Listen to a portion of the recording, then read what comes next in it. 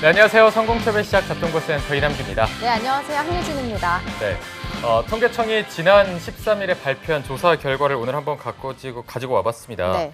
15세부터 29세 청년 실업률이 9.7%로 나타났는데 이게 전년보다 0.3%포인트 감소한 수치라고 합니다. 네. 뭐 수치상으로는 굉장히 유의미해 보이는데 실제로는 숨은 실업자라고 하죠. 알바 같은 분들은 이게 뭐 실제로 일은 해도 자기가 뭐 알바 거쪽에 평생 직장으로 삼는 건 아니잖아요. 그래서 이런 분들은 실제로는 그 체감 실업률이 더 높게 나타나고 있다고 합니다. 그렇습니다. 이렇게 실업률은 높게 나타나고 있지만 좁은 취업 등용문 때문에 가장 필요한 건 여러분들에게 최고의 컨설턴트가 제공하는 알짜배기 진짜 정보가 아닐까 싶은데요. 저희가 오늘도 실망을 시켜드리지 않는 각종 취업 정보 가득 담아왔으니까요. 기대 많이 해주시기 바랍니다. 네, 자, 그러면 오늘 목요일 하루도 주눅들지 않는 하루가 되기를 저희가 정말 열심히 알찬 정보로 응원해 드리도록 하겠습니다. 자, 목요일 잡정보센터 지금 바로 출발합니다.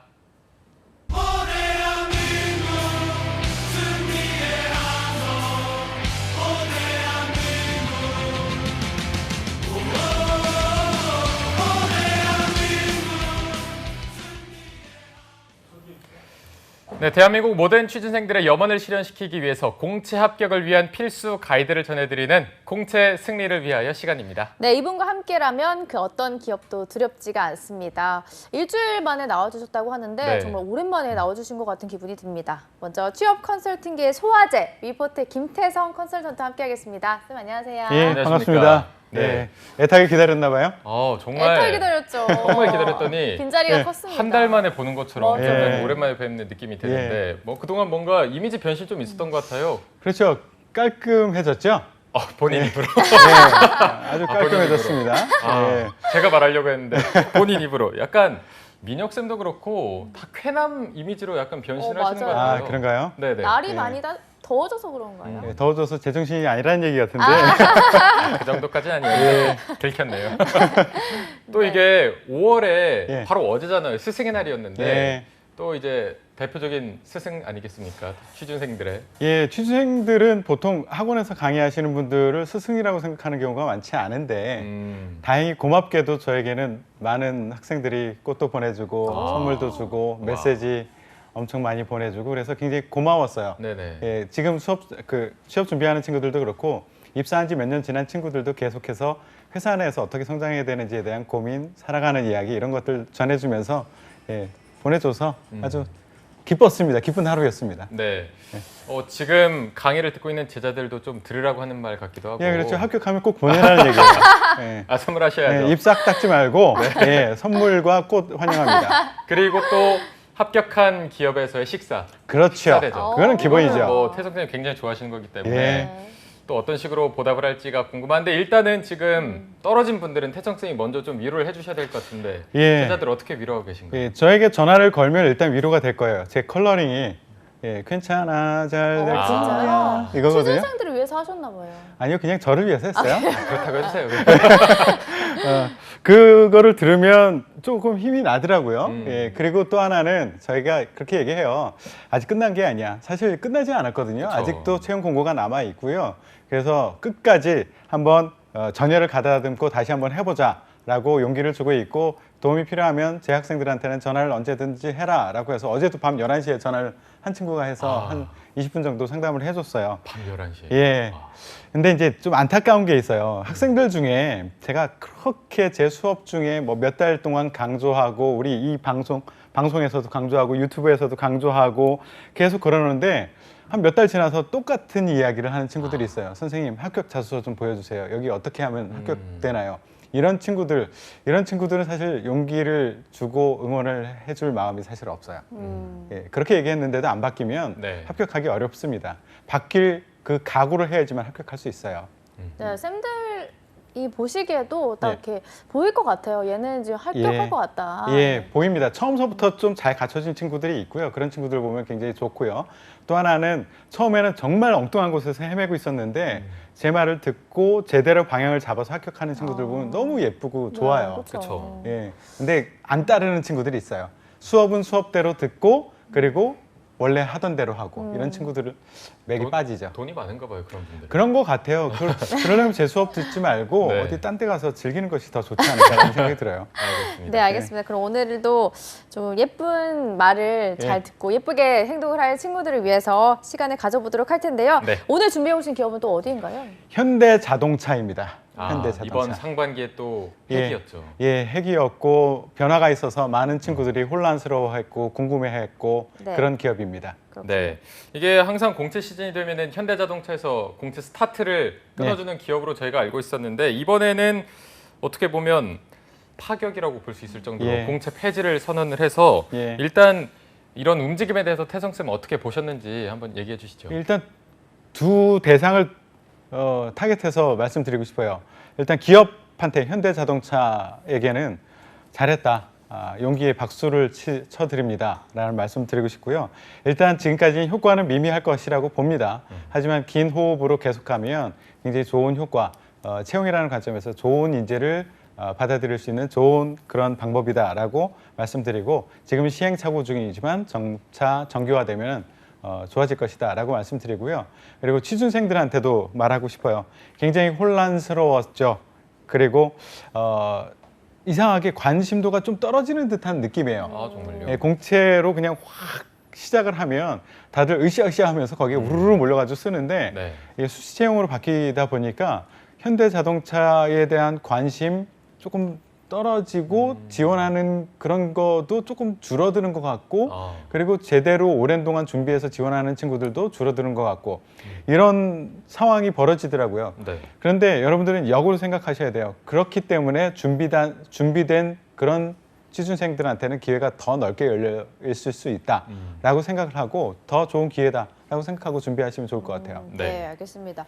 근데 뭐 취준생들이 현대차를 선호하는 이유가 아무래도 가장 큰 이유 중에 하나가 연봉이 아니겠어요? 그렇죠. 굉장히 많은 어마어마한 연봉을 준다고 들었는데 예. 실제로 그 기업에 대한 취준생들의 기대나 이런 건 좀 어떻습니까? 기대가 굉장히 크죠. 그러니까 일단 규모, 우리 한국에서는 학생들이 자신의 그 커리어 요것도 생각하지만 부모님 그리고 주위의 기대 여기에 부응해야 된다라는 생각을 가지고 자기의 진로를 결정하는 친구들도 많은 것 같아요. 네네. 거기에다 현대자동차는 돈까지 많이 주죠. 네. 예, 그러니까 여기는 굉장히 인기가 있는 그런 곳이고 경쟁률은 꾸준히 높게 유지가 되고 있는데요. 이번에도 이제 경쟁률이라는 관점에서 보면 좀 허수가 있었던 것 같아요. 취준생 입장에서는 지속적으로 관심을 가지고 오랜 동안 준비하고 그리고 지원했던 친구들이 오히려 줄어드는 듯한 느낌이 들었어요.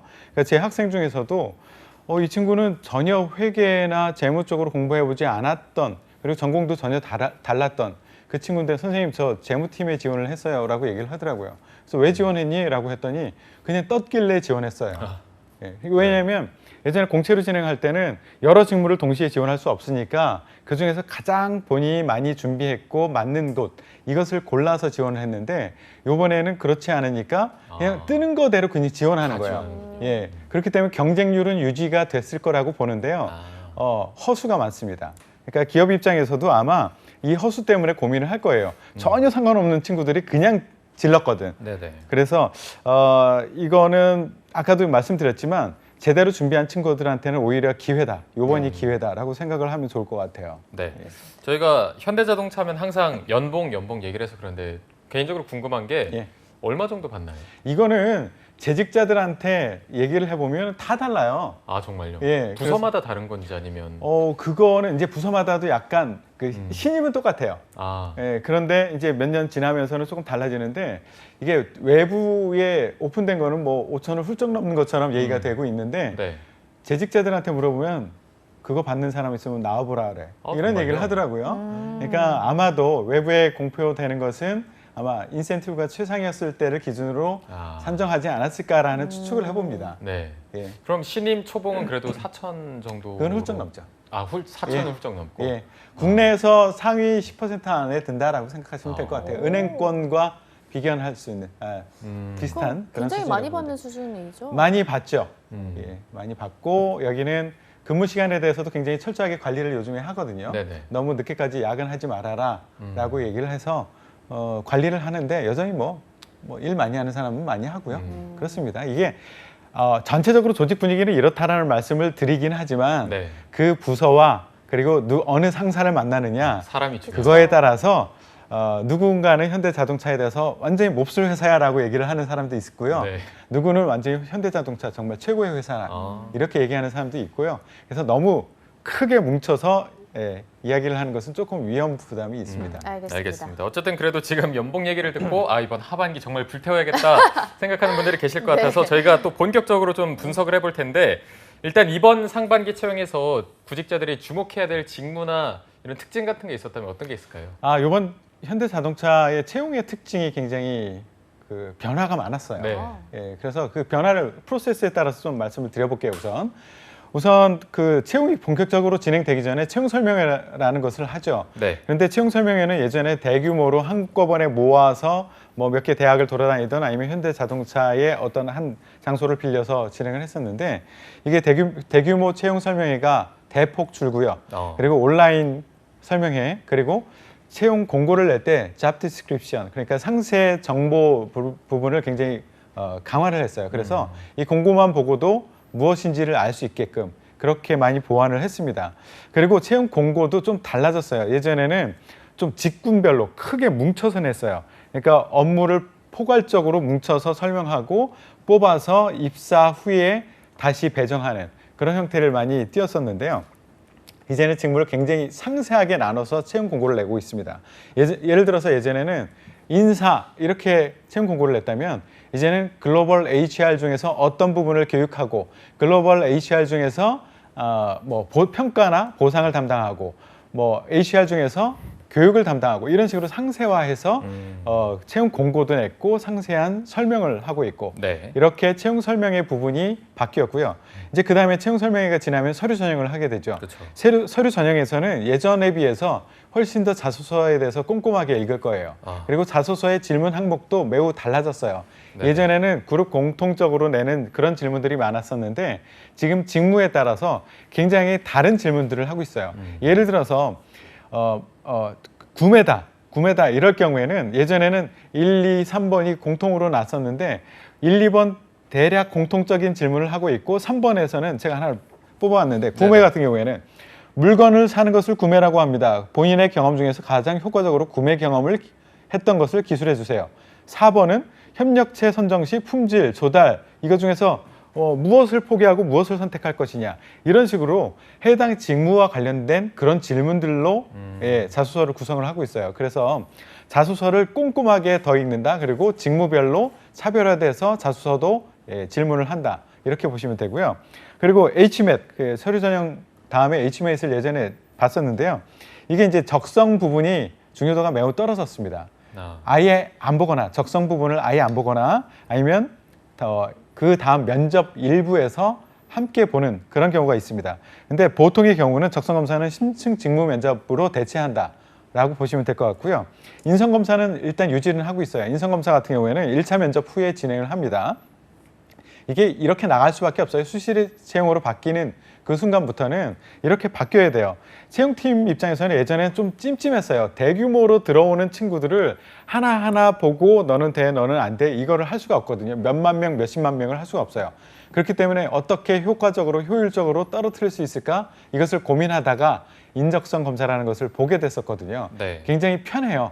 시험 한번 쭉 돌려놓고서는 이렇게 걸러내는 거 편한데 이제 그럴 필요가 없잖아요. 수시로 보기 때문에 뭐 많아봤자 몇백 명인데 기업 입장에서 우리 인재를 채용하는데 몇백 명 정도 자소서를 못 봐주겠습니까?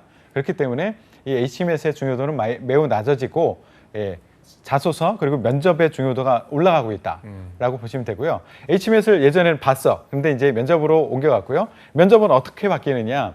직무별로 면접의 형태가 많이 바뀌고 있습니다. 네. 맞춤형으로 바뀌고 있고요.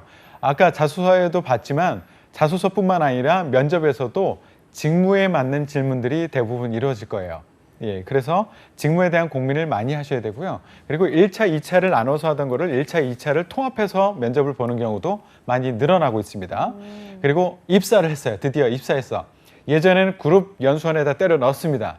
그리고 그룹에 대한 교육을 시키고 한 오랜 동안 교육시키고 OJT도 하고 그리고 나서 한 6개월쯤 후에 배치를 시켜서 이제 일을 시켰었는데 이제는 그렇게 안 하죠. 처음서부터 직무에 맞는 사람 뽑았어. 그래서 약간의 직무 교육을 시키고 그리고서 바로 써먹고 이렇게 진행을 하고 있습니다. 네. 이 채용 프로세스 상에서 변화된 이것을 여러분들이 차이를 보신다면 유익 있게 보신다면 내가 취업 준비를 할 때 어떻게 해야 될까 이것을 전략 짜는데 굉장히 도움이 될 겁니다. 네.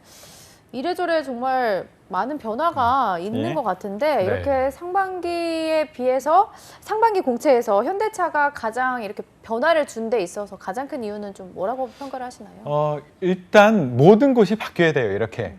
근데 현대차가 먼저 용기를 냈고요. 네. 예, 굉장히 박수를 다시 한번 보내드리고요. 이건 상황이 바뀔 수밖에 없는 상황입니다.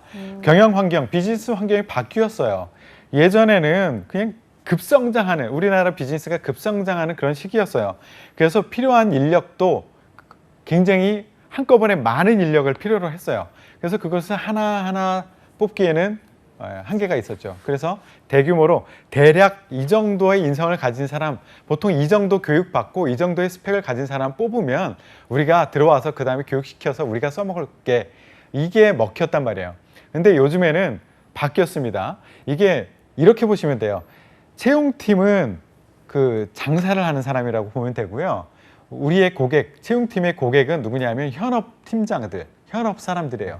이 사람들한테 그 사람들에게 필요한 사람을 공급해줘야 돼. 그 사람이라는 상품을 공급해줘야 되는 것이 채용팀의 입장이에요. 그런데 이 상품이 누구냐? 바로 여러분들이에요. 취준생들. 취준생이라는 상품을 현업에다 공급을 해줘야 되는데 예전에는 그냥 대량 생산해서 뚝 던져주면 그쪽에서 알아서 썼어. 근데 요즘에는 현업이 그렇지 않거든요. 우리가 필요한 시점에서 필요한 인력을 하루하루 썼으면 좋겠거든요. 그런 상품을 공급해줬으면 좋겠어요. 채용팀에서. 그래서 이런 변화가 있는 거죠. 그래서 우리는 현업에서는 이러한 역량을 가진 사람이 필요해. 그리고 어느 시점, 6개월 후가 아니라 어느 시점, 당장 몇 주 후에 필요해. 이런 식의 요구가 있는데 채용팀에서 그걸 맞춰야 줘야 되는 그런 상황이에요. 그래서 적시성이라는 것을 고려 안 할 수가 없고요.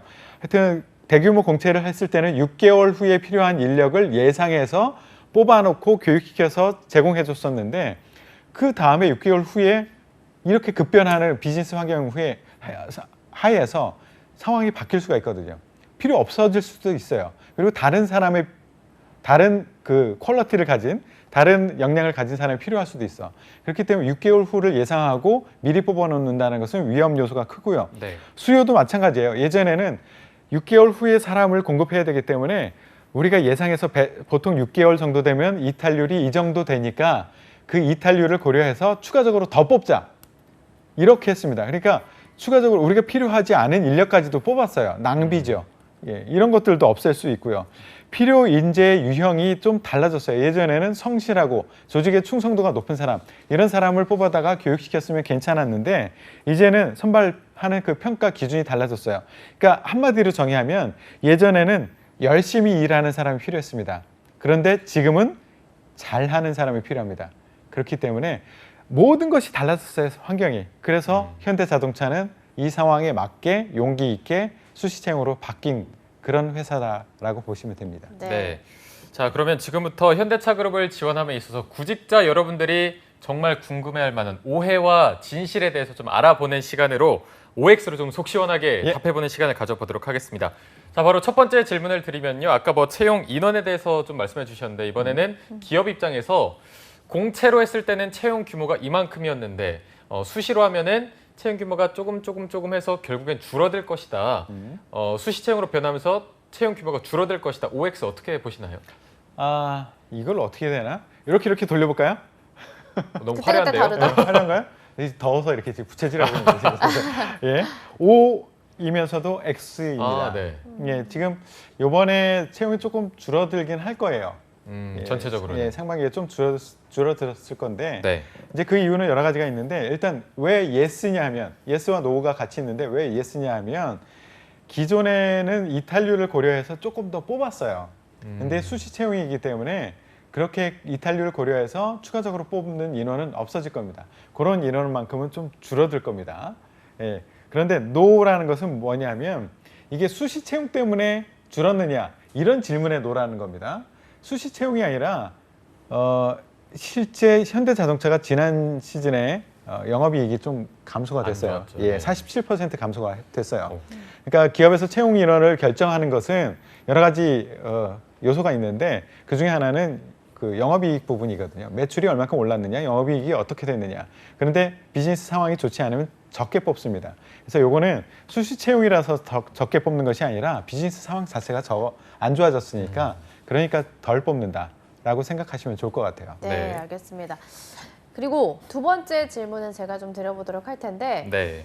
경력직 위주의 채용이 될 것이다. 많은 분들이 궁금해하실 것 같고 아무래도 수시 채용으로 진행하다 보니까 적재적소에 맞는 그 최소한의 인원만 뽑으려고 하다 보니까 저도 오가 아닐까 예상이 되는데 네. 어떤가요? 예, 이거는 화면에 이렇게 X라고 잡히면서도 살짝 오가 아, 보이게 왜 이렇게 자꾸 들어요. 그러시는 예, 예, 이렇게 돌려야 될 것 같은데. 아, 자꾸 예. 많이 돌리시네요. 예, 자꾸 돌리게 되네요. 네. 더워서 그래요. 이게 무슨 의미죠 이게? 이게 뭐냐면 예스이면서도 노입니다. 이제 음. 두 가지 경우를 좀 생각할 수 있을 것 같은데요. 네. 기업에서 신입이 필요한 자리 그리고 신입에게 기대하는 그런 기대 효과는 달라지지 않았어요. 그러니까 신입만이 여기 와서 역할을 해줄 수 있는 그런 자리들은 여전히 존재합니다. 그리고 기업에서 신입을 뽑았을 때 사실은 기업 입장에서는 신입은 아무짝에도 쓸모가 없거든요. 그냥 기업 입장에서는 그냥 비용이에요, 신입은. 예. 그런데 그래도 신입을 뽑는 이유가 있어요. 기존의 사람들이 해오던 방식대로 했을 때 보지 못하던 그런 새로운 것들, 부족하기 때문에 어설프기 때문에 바라볼 수 있고 좀 더 창의적으로 다른 관점으로 볼 수 있는 그런 영역들이 있거든요. 그런 부분은 여전히 그 신입들의 역할이 기대가 되고 있습니다. 그렇기 네. 때문에 신입 여전히 뽑을 거고요. 그런데 제가 OX를 살짝 왔다 갔다 했던 이유는 신입 중에서 그러니까 직무 자체를 경력직 이렇게 뽑지는 않지만 신입을 뽑긴 뽑는데 경력 같은 신입들을 더 선호하는 경향은 있습니다. 그러니까 직무 중심으로 채용한다고 했잖아요. 네네. 그러니까 인성이 좋은 그 제법 괜찮은 아이를 뽑아서 우리가 교육시킬래 이게 아니라 직무와 관련된 경험이 있는 그런 친구들을 선호해서 바로 뽑아서 조금만 가르쳐서 써먹겠다 이런 그런 경향이 있기 때문에 경력직은 아니지만 관련된 경험이 있는 친구들을 더 선호한다. 그래서 경력직 같은 신입을 선호하는 그런 추세로 가고 있다. 이렇게 보시면 됩니다. 네.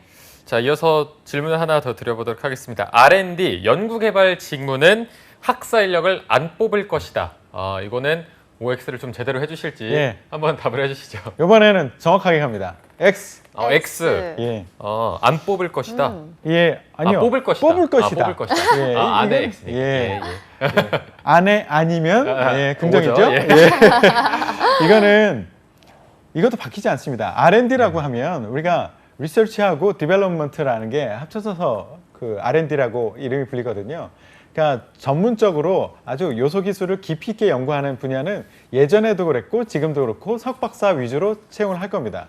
그런데 디벨롭먼트 부분은 예전과 지금 똑같이 학사들이 굉장히 많이 뽑히고 있어요. 예, 여기는 R&D 부분에 학사 비중이 80% 이상입니다. 네. 그렇기 때문에 보통 R&D 하면 석박사만 뽑을 거야 라고 생각하는데 그렇지 않아요.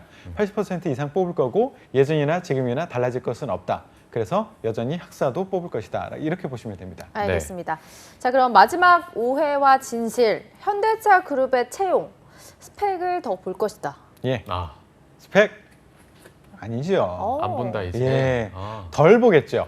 이제 왜냐하면 예전에는 대량으로 채용을 했기 때문에 걸러낼 수 있는 좀 쉽게 좀 채용팀이 게을렀죠. 쉽게 걸러낼 수 있는 방법이 HMAC라는 게 있었고 스펙이라는 게 있었는데 이제는 수시 채용을 하기 때문에 그거 일일이 다 볼 거예요. 스펙도 보지만 자소서를 조금 더 유심히 보게 될 겁니다. 그렇기 때문에 스펙을 더 볼 것이다 라는 것은 사실이 아닙니다. 알겠습니다. 오늘 또 태성쌤이 오해와 진실에 대해서 속 시원하게 답변을 해주셨기 때문에 여기에 조금 의문점이 있었던 분들은 해소가 돼서 이제 또 하반기 전략을 좀 매진을 해야 될 텐데 어떤 식으로 전략을 세워서 하반기를 준비하면 좋을까요? 예, 한 4가지 정도만 말씀드릴게요. 일단 제일 처음에 눈을 크게 떠라. 그렇게요? 예, 제가 좀 한계가 있어요. 예, 저희 우리 그 유진 아나운서 네. 예, 화면을 좀 잡아주시죠. 제가 네. 예, 저렇게 크게 떠 주셔야 됩니다. 예, 화면이 안 잡히네요. 예, 제 눈이 안 보여요. 눈을 크게 떠야 됩니다. 무슨 얘기냐면 수시 채용 경우에는 수시로 공지가 올라옵니다. 아, 그렇죠. 그래서 네. 예, 그렇죠. 당연한 얘기죠. 당연하죠. 근데 이것을 놓치는 학생들이 굉장히 많아요. 아, 본인이 지원할 수 있는 곳인데 여기에 관심을 가지고 수시로 그쪽 채용 공고를 보지 못해서 내가 지원했었어야 되는 그 부분인데 이것을 놓치는 경우가 굉장히 많습니다. 기회도 놓치고요. 또 하나 눈을 크게 떠야 되는 이유는 뭐냐면 여기 상세 정보들이 나와 있는데 거기에 우리는 어떤 사람을 뽑겠다라는 것을 굉장히 상세하게 기술하고 있어요. 이것도 눈을 크게 뜨고 보셔야 됩니다. 네. 예, 두 번째는 평소에 자동차에 미쳐 있어야 됩니다. 급하게 미치지 말고 평상시에 자동차에, 특히 여학생들은 상대적으로 남학생들보다 자동차에 관심이 없는 경우를 많이 봤습니다. 근데 현대자동차에 지원하기 위해서는 현대자동차 그리고 자동차 시장에 대한 관심을 가지고 있어야지만 자소서에서 그리고 면접에서 답을 할 수 있는 그런 내용들이 많아질 겁니다. 자소서 보면은요 아실 거예요. 자동차에 대해서 질문하는 것이 굉장히 많아졌어요. 예전에 비해서. 그렇기 때문에 평상시에 자동차와 자동차 산업에 대해서 관심을 가져라. 세 번째는 채용 공고를 면밀히 봐라. 아까도 말씀드렸죠. 채용 공고에 답이 많이 나와 있습니다. 네 번째는 직무에 대한 깊이 있는 이해, 이것을 현실적인 이해로 많이 준비를 해 놓으셔야 됩니다. 그 글로써 보는 거 말고 실제 본인이 하루 일과 정도를 한번 상상해 보세요. 내가 이 직무를 지원했을 때 하루에 아침에 출근해서 점심 먹기 전에는 어떤 일을 할까? 저녁 퇴근하기 전에는 어떤 일을 할까? 이런 것들을 구체적으로 한번 상상을 해보시면 실질적으로 이 직무가 무엇을 하는 것인가? 라는 것을 이해하는데 현실적으로 이해하는데 큰 도움이 될 겁니다. 요 네 가지 정도를 준비를 미리 해 놓으셔야지만 하반기 현대자동차 그리고 하반기라고 하기도 좀 애매해요. 수시 채용이기 그렇죠. 때문에 계속 올라오는 그 채용 공고 놓치지 않고 제대로 지원을 할 수 있을 겁니다. 네, 알겠습니다. 뭐 눈도 크게 떠야 되고요. 예, 이렇게 크게 떠요. 아, 난 눈을 크기 때문에 왜 주름이 생기는지 모르겠어요. 예. 예. 눈도 크게 떠야 되고 자동차에도 미쳐야 되고 또 채용 공고도 잘 살펴봐야 되지만 저는 이 3원 직원하는 직무에 대해서 예. 잘 알고 가야 되는 게 좀 중요하지 않을까 생각이 드는데 네. 하반기에 이공계들 어떤 직무에 좀 도전하면 좋을까요? 여기 보면 그 상반기에 제가 채용 공고가 얼만큼 올라왔는지를 좀 봤어요. 네. 그런데 72개가 올라와 있더라고요. 72개. 아. 그거를 72개 아직까지도 한 번도 안 문 친구들이 있을 거예요. 아마 있겠죠. 대규모 공채가 올라오기를 기다리면서 그거 오면은 써야지라고 했는데 72개를 이미 놓친 거야. 그래서 계속 봐야 되고요. 일단 이공계, 인문계를 좀 통합해서 좀 말씀드리면 하나의 예를 들어 드릴게요. 채용 공고가 어떻게 다르게 올라오는지를 말씀드릴게요. 기존에 작년 하반기까지는 어떻게 했느냐면 공고가 예를 들어 플랜트 운영 이렇게 하나만 딱 났어요. 근데 72개 상반기에 올라온 것을 보니까 현재는 어떻게 올라왔느냐면 플랜트 운영 중에 프레스 공정기술 가로 열고 울산에서 근무합니다. 품질관리 전주, 차체 공정기술 울산, 의장 공정기술 울산, 엔진 공정기술 전주, 소재 공정기술 울산 뭐 이런 식으로 플랜트 운영에 대해서 13개의 공고가 났더라고요. 와. 그러니까 하나 직무가 떴던 게 이제 13개로 그렇죠. 예전엔 플랜트 운영이라고 하나 퉁 해서 냈던 거를 이렇게 자세하게 내고 있습니다. 그렇기 때문에 이거 직무에 대해서 상세하게 알지 못하면 낼 수 있겠습니까? 못 지원조차를 못 할 거예요. 네네. 그래서 채용 공고도 유심히 봐야 되고 직무에 대해서도 많이 관심을 가져야 되는데 제가 이제 일단 그 이공계들이 관심 가질 수 있는 그런 영역을 하나를 좀 소개를 해드릴게요. 네. 보면 이제 공고가 많이 나는 영역 보면 R&D하고 매니팩처링, 소프트웨어 그리고 전략 지원 중에서 IT 부분이 있습니다. 이런 부분들이 많이 나고 있는데 R&D 같은 경우에는 이제 연구 개발이라고 알고 있죠. 이 안에 기술 경영, 차량 설계, 차량 평가, 파워트레인, 상용차 개발, 뭐 재료 이런 쪽에서 공고가 나고 있고요. 매니팩처링 같은 경우에는 구매, 부품 개발, 플랜트 이제 예전에는 플랜트 운영, 플랜트 기술, 품질 이렇게만 났는데 아까처럼 상세하게 났죠. 근데 여기에서 이공계 지원자들은 다른 거 없습니다. 전공 지식에 굉장히 집중하십시오. 전공 지식이 상대적으로 예전보다 많이 중요해지고 있습니다. 전공 지식에 대해서도 많이 묻고 있거든요. 근데 만약에 여기에 인문계 학생들이 지원을 한다. 이럴 경우에는 그 R&D하고 매니팩처링 이쪽 부분은 직무와 관련된 직접적인 경험이 없으면 아예 지원을 하지 마세요. 안 될 거예요. 그런데 이제 IT 부분은 살짝 예외예요. IT 부분은 인문계 학생 출신들 중에서도 IT에 대해서 굉장히 잘 아는 친구들이 많더라고요. 이렇게 IT 부분은 전공자가 아니어도 내가 IT에 대한 학습을 했다던가 아니면 스타트업 같은 거를 해서 친구들끼리 모여서 무슨 프로젝트를 했다던가 상품을 냈다던가 이런 친구들은 전공이 아니어도 지원을 할 수 있는 영역입니다. 그리고 아예 쭉 연결해서 얘기를 할까요? 네네네. 더 말씀해 주세요. 이 부분에 이제 또 전략 지원이라는 부분이 있어요. 여기에 네. 이제 인문계 학생들이 많이 관심을 가질 텐데요.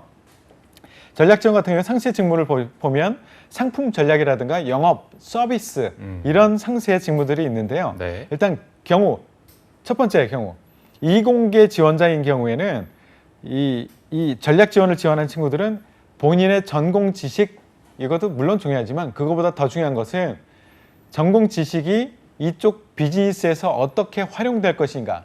그러니까 이 비즈니스, 산업에 대한 공부를 훨씬 더 많이 하셔야 돼요. 그렇지 않으면 자소서에서 면접에서 답할 거리가 없을 겁니다. 그래서 본인의 전공을 전공으로 끝나지 말고 비즈니스 관점으로 재해석해라. 이런 준비가 필요하다는 말씀을 드리고요. 네. 그리고 인문계 지원자 같은 경우에는 자동차에 대한 무한 애정, 아까도 제가 잠깐 말씀드렸지만 무한히 사랑해 주셔야 돼요. 아, 그래야지만 그 미쳐 있는 미쳐 그 있어야 모습을 됩니다. 보여드려야 되는. 예, 지나가면서 제 학생 중에 하나는 정말 미쳐 있는 친구가 있었어요. 네네. 지나가면서 자동차 소리만 들어도 자기는 모델을 알 수 있을 것 같아요. 에이, 그거는 살짝. 예, 제가 거짓말인지 알고 물어봤어요. 네. 근데 살짝 거짓말이긴 했어요. 근데 그래도 한 70% 이상 맞추더라고요. 정말요. 그 정도. 소리만 듣고. 예, 소리만 듣고 대충 와. 요거는 어느 모델 뭐 이걸 상세하게 맞추더라고요. 네네. 그래서 대단하다, 너는 될 것 같다라고 했는데 됐어요. 됐어요. 예, 자동차에 대한 무한 애정 와. 정말 미쳐 있더라고요. 네네. 그리고 뭐죠? 지독한 사랑 그때 누구였죠? 저 모르는 거 묻지 마세요. 윤원홍 학생. 예, 자기 소개서에서 네, 지독한 사랑. 지독한 그런 게 사랑에 있었어요? 미쳐 자동차와 지독한 사랑에 빠져야 된다. 아 그래요? 저는 어제 일도 기억 못 하는데 그걸 저에게 기대하지 마십시오. 제 학생 중에 이런 친구도 있었어요. 여학생인데 특히 네. 여학생들은 자동차에 관심이 없는데 미국에 유학 갔던 친구예요. 근데 아주 부자여서 유학을 갔던 친구가 아니라 자기가 아르바이트를 부지런히 하면서 학비를 대던 친구예요. 네네. 그런데 아르바이트 했던 자기의 돈을 90% 이상을 자동차에 쏟아부었어요. 주말에 렌터카를 빌려서 네. 친구들하고 여행을 다녔어요. 그런데 항상 똑같은 차를 빌린 게 아니라 그때그때 계속 다른 차를 빌렸어요. 일부러 그렇게 한 거예요. 일부러 그렇게 한 거예요. 자기는 자동차에 대해서 자동차와 관련된 일을 하고 싶대요. 와. 그래서 미국에서 그 자동차를 주말마다 빌려서 곳곳을 다닌 거예요. 그래서 자동차에 대해서 이 자동차 그 브랜드별로 모델별로 장단점, 달렸을 때 승차감, 뭐 앞에 승차감, 뒤에 앉았을 때 승차감 이것을 보통 좋아하는 그 타겟층은 어디인지 이런 것을 몇 년 동안 유학한 몇 년 동안을 다 정리해 놓은 거야. 뽑히겠네. 안 될 수가 없어요. 네, 이런 친구 됐어요. 와. 이 친구 다른 회사 지원했으면 떨어졌을 겁니다. 물론 이 친구는 자동차에만 관심이 있어서 다른 데를 넣지 않았지만 다른 회사에 지원했어도 떨어졌을 거예요. 그런데 현대자동차에 잘 돼서 잘 다니고 있어요. 네. 이렇게 미쳐 있어야 됩니다. 인문계 지원자들은. 또 하나는 아까 얘기했지만 미쳐 있는 것 애정만으로는 안 돼요. 분석해야 돼요. 무엇을 분석해야 되느냐? 자동차 산업 그리고 현대자동차 자체 이 자동차 산업은 어떻게 발전되고 있고 현대자동차는 이 산업 내에서 어떻게 포지셔닝을 하고 있는지 이런 것들을 구체적으로 분석해내야 돼요. 그래야지만 여러분들은 합격할 수 있습니다. 인문계들 자동차에 대해서 조금 더 알자라는 말씀을 드립니다. 예. 네. 저희가 이제 직무에 대한 분석을 해봤는데 마지막으로 지금 면접에 대해서만 한마디만 좀 해주시면 좋을 것 같아서. 면접에 대해서요? 네네. 예, 마지막 발언하고 같이 섞어서 말씀드릴게요. 네네네. 면접에도 적용되는 건데 네. 뭐냐면 레고가 필요한 곳에 금을 던져주지 말아라. 레고요. 예. 레고가 예. 필요한 곳에 금을 던져주지 말라. 예. 레고가 있어. 레고를 가지고 무엇인가를 만들려고 해. 네. 만들려고 해서 이런 모양의 피스가 필요해요. 네. 그래서 딱 그런 모양이 우리는 플라스틱이든 뭐 동이든 금이든 뭐 상관없어. 그런 모양의 피스가 필요해. 그래서 우리는 이런 모양의 사람이 필요해라는 것을 외부에다 공고를 냈어요. 그런데 다들 나는 황금으로 만들었어요. 이렇게 가치가 있어요. 이렇게 계속 강조하고 있습니다. 그걸 자소서에서 그리고 면접에서 강조하고 있어요. 근데 그쪽에서는 관심이 없거든. 나 그거 필요 없고 레고가 필요해. 요런 모양의 피스가 필요해. 딱 이런 인재. 예, 요게 필요해라고 하는데 자꾸 다른 모양의 이거 황금이에요. 어, 라고 계속 강조하고 있어요. 필요 없군요. 필요 없습니다. 황금이든 다이아몬드든 필요 없어요. 우리는 이런 모양이 필요해. 이것을 면접에서 그리고 채용 전반에 걸쳐서 강조해 주셔야지만 여러분들은 뽑힐 수가 있습니다. 네, 알겠습니다. 일단은 면접과 관련해서 전체적으로 짚어주시긴 했는데 이번 하반기를 준비하는 분들도 있으니까 하반기 준비하는 분들을 위해서 신의 한 수까지 좀 부탁을 드리겠습니다. 신의 한 수? 이거 제가 레고로 얘기를 하려고 했었는데 굉장히 하셨죠? 네, 어렵게 만드네요. 예, 준비된 자만 성공한다. 준비된 자만 성공. 예, 아까 제가 뭐 준비하라는 것을 얘기 드렸죠. 예, 우리 방송을 통해서 계속 제가 현대자동차 강조하고 있는 부분 오랜만에 제 유튜브도 강조를 드리겠습니다. 아, 예. 예, 1000명이 넘은 이후에 뭐 시기적으로도 좀 그렇지만 2달 만에 1000명 메달리스트가 넘었어요. 됐군요. 예, 굉장히 인기 있는 유튜버예요. 예, 예, 유튜브도 항상 같이 보시고 예, 예. 제가 항상 준비하라고 하는 거 있어요. 네. 그러니까 여러 곳에서 들려오는 그런 카더라에 휘둘리지 마시고 우리 방송 굉장히 고품격 방송입니다. 이 방송대로 따라서 해주시면 좋은 결과 이뤄낼 수 있을 겁니다. 네. 그렇게 준비하십시오. 준비된 자만 성공합니다. 잘했나요? 태성쌤이 준비가 안 되셨는데도 준비가 안 되셨는데도 잘하시는데요. 그렇죠. 제가 이거 집어던질 뻔했어요. 아까 제가 분명히 마지막 발언까지 포함해서 얘기하겠다고 멋있게 했는데 레고 발언 딱 하고 그렇죠. 마무리 이거 훈훈하게 멋지게 마무리하려고 했는데 그때 신의 한 이러니까. 수다. 예. 예. 진정한 신의 한 수가 나오네요. 아, 그럼요. 네. 알겠습니다. 자, 오늘 도움 말씀 주신 김태성 컨설턴트 고맙습니다. 예, 감사합니다. 고맙습니다. 네, 잡정보센터 1부는 여기서 마무리해 보도록 하고요. 잠시 후 2부에서는요. 일자리 방방곡곡이 준비되어 있고요. 네, 그리고 세계 시장에서 더 유명한 자랑스러운 대한민국의 강소기업의 채용 정보를 알아보는 시간이죠. 히든 챔피언스 리그도 준비되어 있습니다. 네, 저희는 잠시 후에 뵙겠습니다. 채널 고정!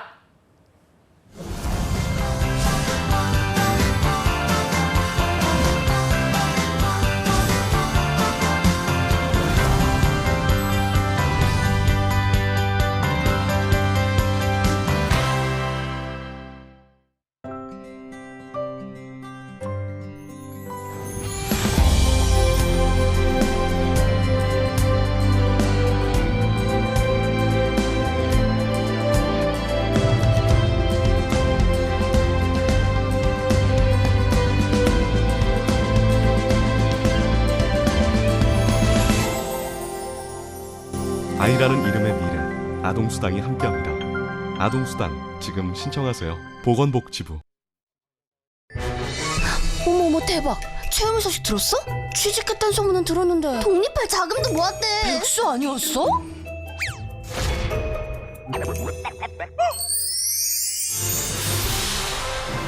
회사에서 알아주는 인재라는데? 걔 이번에 승진도 했잖아. 와, 체험이 잘 나가네. 비결이 뭘까? 채움씨 비결이요. 청년 내일 체험 공제. 혜택이 궁금하면 실천하세요. 청년에겐 내일을, 기업에겐 인재를 다 채워드립니다. 청년과 기업 모두 함께해요.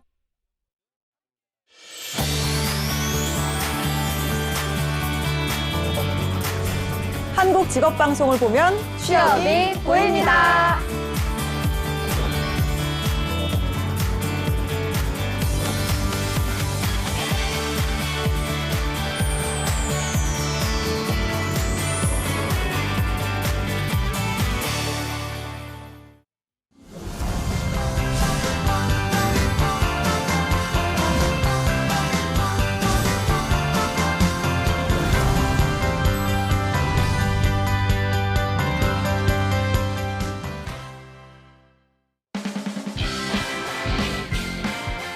네, 성공취업의 시작 접정보센터 2부의 문을 활짝 열어봤습니다. 저희가 2부에서는요. 전국 각지의 생생한 채용 소식을 발빠르게 만나보는 일자리 방방곡곡이 준비되어 있고요. 네, 그리고 세계 속의 자랑스러운 대한민국의 강소기업들을 만나보는 시간, 히든 챔피언스 리그도 준비되어 있는데요. 먼저 일자리 방방곡곡부터 바로 만나보시죠.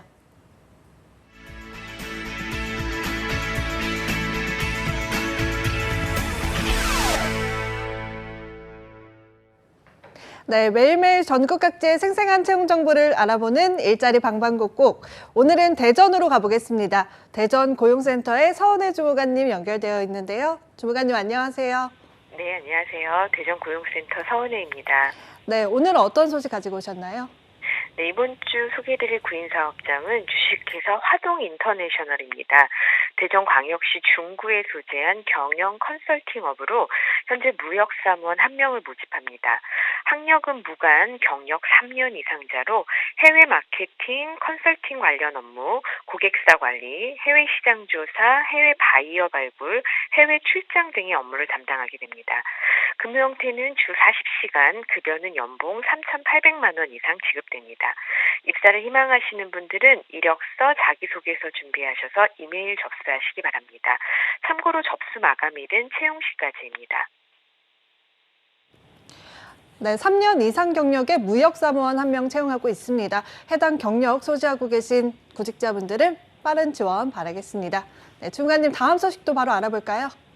네, 이번에는 구직자들에게 도움이 될 만한 취업 프로그램 소개해드리겠습니다. 다음 주 월요일인 5월 20일부터 목요일인 5월 23일까지 집단 상담 프로그램인 취업 희망을 운영합니다. 자존감 회복을 위한 활동, 자신감 향상, 근로의욕 증진, 효과적 의사소통 등 많은 내용이 담겨져 있습니다. 그리고 다양한 단기 취업 특강도 준비가 되어 있는데요. 20일에는 고용차별과 효과적인 권리구제, 21일에는 국민연금과 함께하는 행복한 인생 설계, 22일에는 성공하는 자산관리 창업 전략, 23일에는 재무설계 첫걸음을 주제로 10시부터 12시까지 단기 취업 특강도 진행합니다. 참여 방법은 워크넷 통해서 직접 신청하시거나 고용센터를 방문 접수하시면 되겠습니다. 기타 문의사항은 전화 042-480-6057로 연락 주시면 되겠습니다.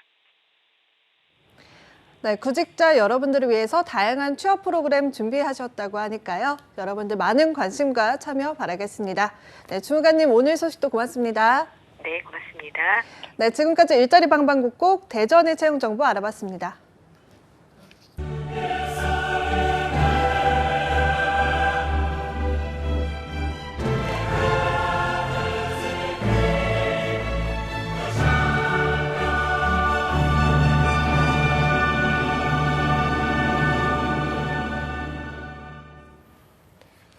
네, 해외에서 더 유명하고요. 대기업의 성장률보다 더 높은 성장률을 가지고 있고 회사와 내가 함께 커나갈 수 있는 강소기업들의 채용 정보를 알아보는 히든 챔피언스 리그 시간입니다. 네, 오늘 도움 말씀 주실 분은 취업 포털 커리어의 김병주 컨설턴트와 함께하겠습니다. 선생님 안녕하세요. 네, 안녕하세요. 네. 네, 그리고 또 2부의 도움이 신세미 캐스터도 함께합니다. 어서 오십시오. 안녕하세요. 네, 안녕하세요. 네. 병주쌤 지난주에 이슬기 컨설턴트가 또 첫 출연을 해주셨거든요. 그래서 나오시면서 이제 왠지 쌤들이 많이 놀릴 것 같다. 다시 돌아가면은. 그래서 그때 현장 반응은 좀 어땠나요? 다 이제 모니터링 첫 방송이다 보니까 모니터링을 했는데 네. 생각보다 그래도 진행을 굉장히 잘 잘하셨어요. 하더라고요. 예, 그래서 다들 잘했다고 칭찬을 좀 많이 한 거라 놀리지는 않았습니다. 훈훈하게? 네, 훈훈하게 마무리했습니다. 네. 저희가 또 방송이 끝나고 슬기 쌤한테 가서 네. 물어봤거든요. 네네. 병주 쌤이 정말 그렇게 핵인싸냐? 저희가 뭐 맨날 말로만 들어서 실제 그분들의 얘기를 좀 들어보고 싶으니까 네네. 굉장히 놀라셨죠. 그분이 맞아요. 완전 날아다닌다고. 술을 안 먹고 네. 술 마신 사람보다 더 잘 논다고. 이거는 노래방을 같이 가봐야 안다고. 그리고 그렇게 하나 예를 말씀하시더라고요. 들어주셨죠. 그 뭐였죠? 얼음왕국? 레리꼬. 레리코. 겨울왕국. 겨울왕국 얼음왕국. 레리꼬를 부를 때 망토를 두르고 노래를 부르신다고. 망토까지 얘기했나요? 예예예. 저는 네. 생각도 술 마셔도 그런 생각 안 해봤거든요. 술 마시지 않고도 그렇게 놀 수 있어야 인싸가 될 수 있습니다. 와. 레리꼬. 이제는 인정을 하시네요. 네. 망토까지 하고 그렇습니다. 노래 부를 정도면 멋있습니다. 언제쯤 볼 수 있을까요? 네. 저희가. 방송에서 그런 모습 보여주시면 안 되나요? 이 취준생들에게 지금 이 기업 정보를 알려주는 이 방송에서 제가 이걸 보면서 힐링을 해야 되거든요. 즐겁게. 기회가 된다면 한번 연습 한번 해보도록 그럼 하겠습니다. 기회를 만들어드리겠습니다. 그리고 놓치지 슬기 않거든요. 쌤이 딱 그렇게 말씀하셨어요. 판을 깔아줘야 한다. 멍석 깔아주면 근데 또 저 같은 인싸들은 원래 판을 깔아주면 제대로 못하기 때문에 아니에요. 제가 한번 이렇게 신명나게 춤출 수 있도록 한번 자리를 한번 마련해 마련해드리겠습니다. 보도록 하겠습니다. 네, 소스만 한번 주시면 오. 준비하도록 하겠습니다. 알겠습니다. 저희가 지금 피디님이 들으셨겠죠? 네, 의외의 수학이 있었네요. 오늘 또 즐겁게 그러면 시작을 해보도록 하겠습니다. 네, 알겠습니다. 자, 병주 쌤 그럼 빠르게 소개해 주시죠. 네, 이번에 소개해드릴 기업은 공장 자동화 전자부품, 전자기기 등을 제조 및 판매하고 있는 오토닉스입니다. 네, 오토닉스. 뭐 전자부품이나 전자기기라고 하셨으니까 거의 다 뭐 기계와 관련된 기업이겠네요. 네, 맞습니다.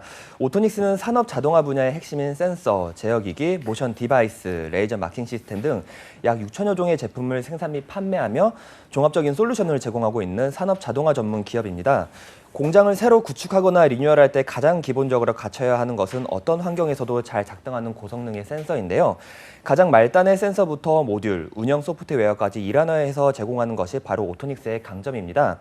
현재 중국, 일본, 베트남, 터키, 러시아, 미국, 브라질 등 12개 현지 법인 및 지사와 전 세계 100여 개국의 네트워크를 통하여 오토닉스의 기술을 알리며 전 세계 산업 현장에 믿음직한 자동화 파트너로서 활약하고 있습니다. 네. 네, 이미 전 세계적으로 활발하게 사업을 영위하고 있는 것 같은데요. 오토닉스의 대표적인 제품 몇 가지를 좀 소개해 주시죠. 네, 앞서 말씀드린 대로 오토닉스는 다양한 산업 제품들을 제조 및 생산하고 있는데요.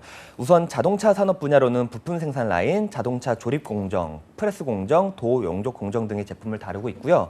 그 다음으로 의료제약 산업으로는 주사기 조립 라인, 약품 생산 라인, 자동약품 주입기 등의 제품을 다루고 있습니다. 또한 정밀성과 신속성을 기반으로 하고 있는 포장 산업의 대부분은 자동화 라인으로 구축되어 있으나 점차 복잡하고 다양한 포장 기술 등 다품종 소량 생산 등의 요구로 더욱 복잡해지고 정밀해지고 있는데요. 이에 오토닉스는 비전 센서, 컬러 마크 센서, 온도 조절기 등 포장 산업을 위한 제품의 공장 및 제품을 생산하고 있습니다.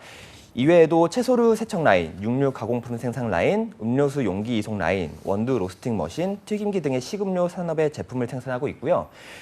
지하철 승강장 안전문, 주차장 차단기, 주차 타워, 엘리베이터 도어 개폐, 에스컬레이터 운전 제어 등의 엘리베이터 산업의 제품 생산을, 그리고 볼펜 조립 공정, 모니터 조립 이송 라인, 신발 생산 라인 등의 플라스틱 고무 산업을, 이외 반도체 디스플레이, 공작 기계, 물류 산업들의 생산품도 다루고 있습니다. 네. 들어보니까 굉장히 많은 분야에서 많은 제품들이 있는데 이게 뭐 단순히 많다고 해서 성장할 수 있는 건 아니잖아요. 성장할 수 있었던 이유 같은 게 따로 있을까요? 네, 외부적으로는 4차 산업혁명으로 표현되는 공장의 자동화가 가속되면서 오토닉스가 성장할 수 있는 발판이 마련이 되었고요. 과거에는 단순히 기기 가동 상태를 감지하고 전달하는 역할이었다면 이제는 센서가 더 복잡한 데이터를 전달할 수 있어야 하기 때문에 복잡한 데이터를 빅데이터화할 수 있도록 가공에 한눈에 보기 쉽도록 만들어 꾸준히 수요가 증가했습니다. 더불어 내부적 이유로는 꾸준한 R&D 투자에 있다고 볼 수 있는데요. 단순한 제조업이 아니라 기술 집약적인 제품을 생산하다 보니 오토닉스는 매년 매출의 약 12%가량을 R&D에 투자하고 있고요. 전체 인력의 약 20%가 R&D 인력이기도 합니다. 나아가 오토닉스는 R&D 역량을 더 강화하기 위해 서울 강서구 마곡지구에 새 R&D 센터를 짓고 있는데요. 대지 약 1,300평에 지하 3층에서 지상 9층 규모로 추진되고 있으며 2020년 5월에 완공될 예정입니다. 네, 정말 히든 챔피언 기업의 면모를 잘 보여주는 기업을 콕 집어서 가져오신 것 같다는 생각이 드는데요. 네. 오토닉스는 어떤 카테고리에 해당이 될까요? 네, 오토닉스는 히든 챔피언 카테고리 중 미래성장 챔피언에 해당하고 있습니다. 네, 알겠습니다. 자, 그럼 이제 매출을 좀 여쭤보고 싶은데 네. 미래성장 챔피언이라고 하다 보니까 아무래도 좀 기대를 해봐도 좋을 것 같은데 어느 정도 수준인가요? 네, 오토닉스는 2018년 기준 총 매출액은 약 1,190억, 영업이익은 약 100억, 당기순이익은 약 172억이었습니다.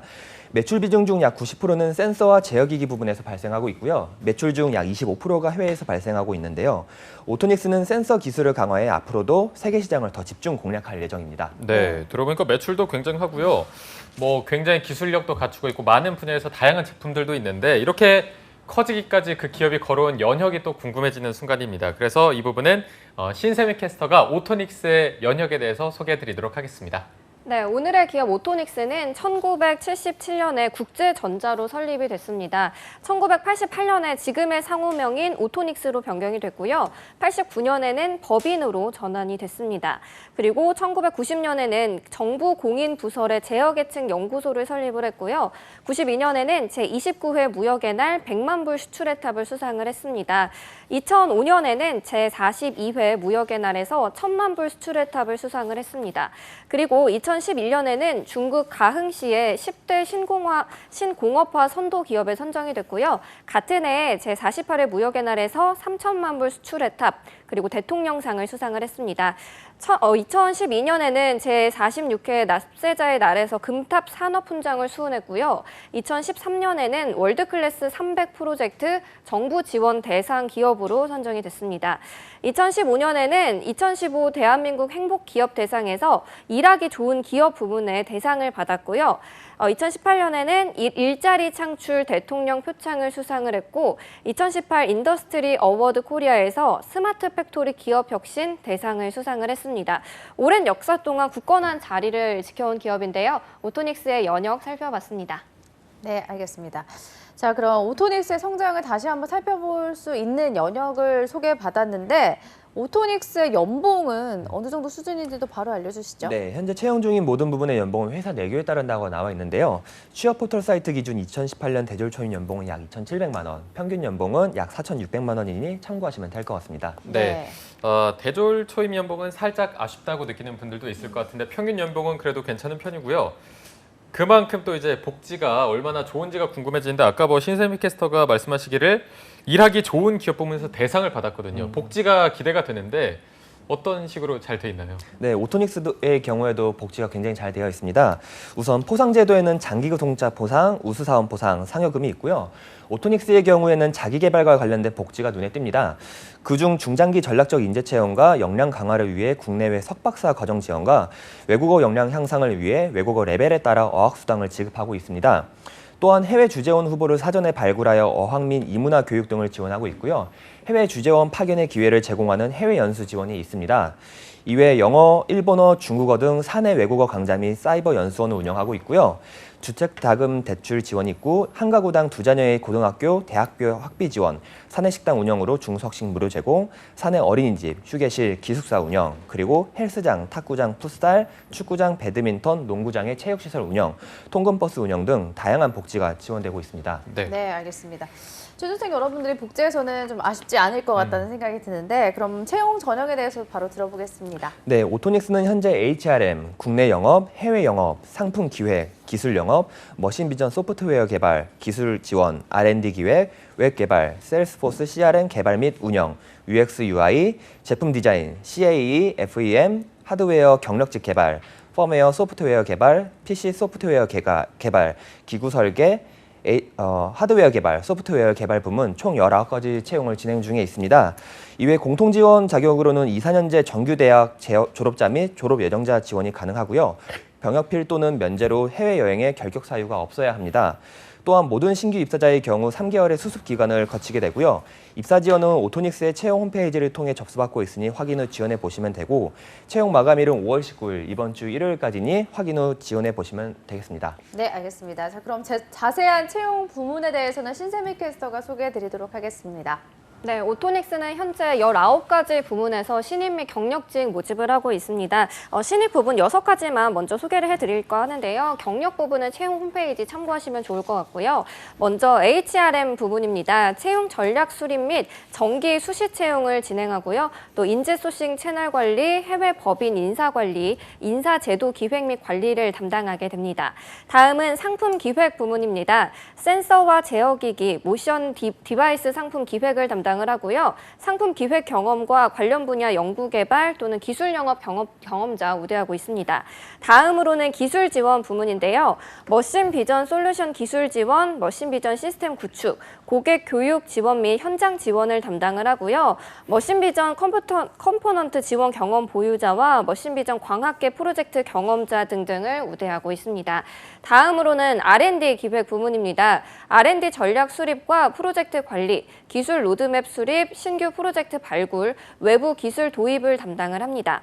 다음으로는 하드웨어 개발과 소프트웨어 개발 부문인데요. 센서 또는 제어기기 하드웨어와 소프트웨어 개발을 담당을 하고요. 네, 지금까지 오토닉스의 채용 부문 살펴봤고요. 이외 채용 정보는 자사 홈페이지를 확인하시고 지원해 보시면 되겠습니다. 네, 일단은 신입 부문의 채용 부문에 대해서만 살펴봤고요. 이어서 채용 절차가 어떻게 되는지도 병재쌤이 설명해 주시죠. 네, 채용 절차는 서류 전형, 인성 검사, 실무 면접, 임원 면접, 최종 합격 순으로 진행되고요. 경력직의 경우에는 임원 면접 후에 처우 협의 후 최종 합격 순으로 이루어지고 있습니다. 네. 혹시 뭐 우리 취준생 여러분들이 지원을 할 때 있어서 꼭 알아두어야 할 점들이 있다면 어떤 게 있을까요? 팁이 있다면 채용 서류 접수의 경우 현재 오토닉스의 채용 사이트에서 접수를 받고 있는데요. 이 중 직무 소개라는 탭이 있습니다. 각 직무별 하는 일과 필요 역량 및 우대 조건이 상세하게 나와 있는데요. 자소서 작성하실 때 참고하시면 많은 도움이 될 것 같습니다. 네.